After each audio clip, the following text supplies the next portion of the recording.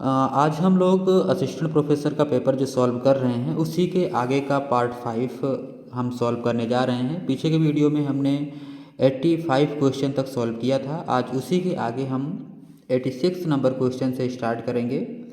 तो आइए हम स्टार्ट करते हैं 86 से। तो 86 पिछले के वीडियो में हो गया था। अभी हम 187 देखते हैं। यहाँ पे लिखा हुआ है दो चरिये प्रतीपगमन प्रादर्श में आसंजन सुष्ठुता परीक्षण हेतु प्रमुख किया जाता है। तो यहाँ पे प्रयोग किया जाता है लिखना था। तो यहाँ पे आपका राइट आंसर आर स्क्वायर परीक्षण हो जाएगा। आर स्क्वायर परीक्षण यहाँ पे हो जाएगा आपका 187 में। अगला क्वेश्चन देखते हैं 188 विषम विचालिता की समस्या का प्रादुर्भाव होता है। आपको बताना है। यहाँ पे 4 ऑप्शन दिए हुए हैं। पहला ऑप्शन है सम्मकों में चरम मूल्यों की उपस्थिति, दूसरा दिया हुआ है प्रादर्शों गलत विनिर्दिष्टीकरण, तीसरा गलत सम्मक रूपांतरण और ऑल आर राइट। तो यहाँ पे आपका ऑल आर राइट हो जाएगा 188 में, क्योंकि क्लासिकल रेखीय प्रतीपगमन मॉडल की मान्यता है कि यादृच्छिक त्रुटि चर की प्रकृति समरूप होनी चाहिए, और जैसे ही इस मान्यता का उल्लंघन होता है विषम विचालिता की समस्या आ जाती है। और इसके प्रादुर्भाव के ये जो तीनों कारण हैं ये बिल्कुल सही हैं। तो आपका इसमें उपयुक्त सभी हो जाएगा। अगला क्वेश्चन देखते हैं शून्य क्रम सहसंबंध गुणांक का मूल्य सदैव होता है। आपको बताना है शून्य क्रम सहसंबंध गुणांक का मूल्य सदैव होता है। तो इसका मूल्य सदैव 1 होता है। तो आपका इसमें right answer option number B हो जाएगा। अगला क्वेश्चन देखते हैं बहुसंरेखता पद का सर्वप्रथम उल्लेख किया। इंपॉर्टेंट क्वेश्चन है बहुसंरेखता शब्द। इसका प्रयोग सबसे पहले आपका रेगनर फ्रिस ने किया था। बहुसंरेखता से आशय होता है बहु प्रतीपगमन मॉडल में स्वतंत्र चरों के मध्य उच्च परस्पर अंतर संबंधों की उपस्थिति से। तो इसमें आपका राइट आंसर सी हो जाएगा। अगला क्वेश्चन देखते हैं रेखीय संभाव्यता प्रादर्श के आकलन हेतु विधि प्रयोग में लाई जाती है।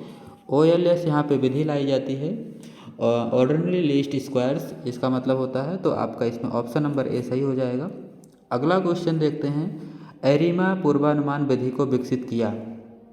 तो एरिमा आपको बताना है auto regressive integrated moving average पूर्वानुमान विधि को बॉक्स एवं जेनकिंस ने विकसित किया था। तो इसमें आपका ऑप्शन नंबर सी करेक्ट हो जाएगा। अगला क्वेश्चन देखते हैं अतितादत समीकरण के आकलन हेतु समुचित विधि है। तो समुचित विधि अतितादत की 2SLS है, 2SLS है, 2 स्टेज लीस्ट स्क्वायर इसका मतलब होता है। तो आपका इसमें ऑप्शन नंबर सी हो जाता है। अगला क्वेश्चन देखते हैं मूल्य बढ़ाव स्थिति का सिद्धांत किस अर्थशास्त्री से संबंधित है। मूल्य बढ़ाव ये कई बार परीक्षाओं में PGT जैसे एग्जाम में पूछा गया है। तो इसमें आपका ऑप्शन नंबर ए करेक्ट हो जाएगा। गार्डनर एकले के द्वारा दिया गया था और ये आपका इम्पॉर्टेंट क्वेश्चन है।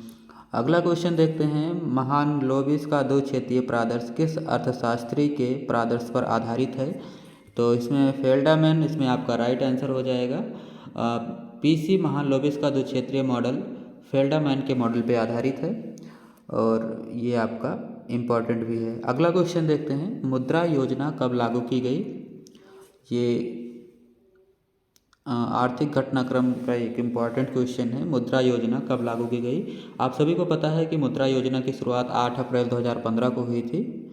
8 अप्रैल 2015 को हुई थी। इस योजना के तहत 3 प्रकार के ऋण प्रदान किए जाते हैं। शिशु ऋण, किशोर और तरुण ऋण होता है।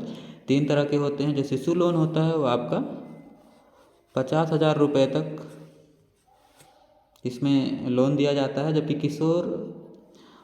जो किशोर ऋण होता है उसके तहत 50,000 से 5 लाख रुपए तक दिया जाता है। तरुण लोन के तहत आपको 5 लाख से 10 लाख रुपए तक का ऋण दिया जाता है। ये आपको याद रखना है। अगला क्वेश्चन देखते हैं वर्तमान सरकार द्वारा विमुद्रीकरण की घोषणा कब की गई थी। केंद्र सरकार जो है विमुद्रीकरण की घोषणा 8 नवंबर 2016 को किया था। 8 नवंबर 2016 को किया था। इसमें आपका ऑप्शन नंबर सी राइट हो जाता है। ऑप्शन नंबर सी राइट हो जाता है। इस घोषणा के तहत जो पुराने 500 तथा 1000 के नोट थे वो वैध मुद्रा नहीं रह गए थे। तो विमुद्रीकरण से ये मुद्रा बाहर हो गई थी। अगला हम क्वेश्चन देखते हैं मेक इन इंडिया कार्यक्रम कब आरंभ किया गया। आपको बताना है कि मेक इन इंडिया कार्यक्रम कब आरंभ किया गया। तो मेक इन इंडिया कार्यक्रम की शुरुआत सभी को पता है कि 25 सितंबर 2014 को हुई थी। 25 सितंबर 2014 को हुई थी। और इसका उद्देश्य देश को विनिर्माण हब बनाना था। इसके तहत बहुत सारे लक्ष्य डिसाइड किए गए थे, जिसमें पहला था कि मध्य अवधि की तुलना में विनिर्माण क्षेत्र में 12 से 14% प्रतिवर्ष की वृद्धि करने का लक्ष्य डिसाइड किया गया था। और इसी तरह से देश में सकल घरेलू उत्पाद में विनिर्माण की हिस्सेदारी 2022 तक लगभग बढ़ा के 16 से 25% करना इसका लक्ष्य था। और 100 मिलियन अतिरिक्त रोजगार का सृजन करना मेक इन इंडिया कार्यक्रम का लक्ष्य रखा गया था। और घरेलू मूल्य संवर्धन और विनिर्माण में तकनीकी ज्ञान में वृद्धि करना इसका लक्ष्य था। और भारतीय विनिर्माण क्षेत्र की वैश्विक प्रतिस्पर्धा में वृद्धि करना आदि इसका लक्ष्य डिसाइड किया गया था मेक इन इंडिया कार्यक्रम का। अगला क्वेश्चन देखते हैं 199। उज्ज्वला योजना किन वित्तीय वर्षों हेतु लागू की गई थी? तो प्रधानमंत्री उज्ज्वला योजना मई 2016 में शुरू की गई थी। ये योजना 2016-17 और 17-18 और 18-19 के लिए लागू की गई थी। बाद में इसे बढ़ाकर सितंबर 2020 के लिए कर दिया गया था। और इसके तहत गरीबी रेखा से नीचे जो परिवार थे उनको घरेलू कनेक्शन दिया जाता था। और इस योजना के तहत 8 करोड़ गैस कनेक्शन देने का लक्ष्य रखा गया था। और बजट 21-22 के अनुसार अब 1 करोड़ अतिरिक्त लाभार्थी को इसका विस्तार किया जाना है। तो इसमें आपका जो राइट आंसर हो जाएगा ऑप्शन नंबर ए हो जाएगा। 16-17 में स्टार्ट किया गया था और इस योजना को भी के लिए बढ़ा दिया गया है। लास्ट क्वेश्चन हम देखते हैं 200 इस पेपर में, क्योंकि ये मध्य प्रदेश लोक सेवा आयोग का पेपर है। इसमें 200 क्वेश्चन सब्जेक्ट से पूछे जाते हैं। तो हमने पूरे 200 क्वेश्चन इस अपने यूट्यूब चैनल पे सॉल्व करा दिया है। और ये आज का आखिरी क्वेश्चन है 200 क्वेश्चन।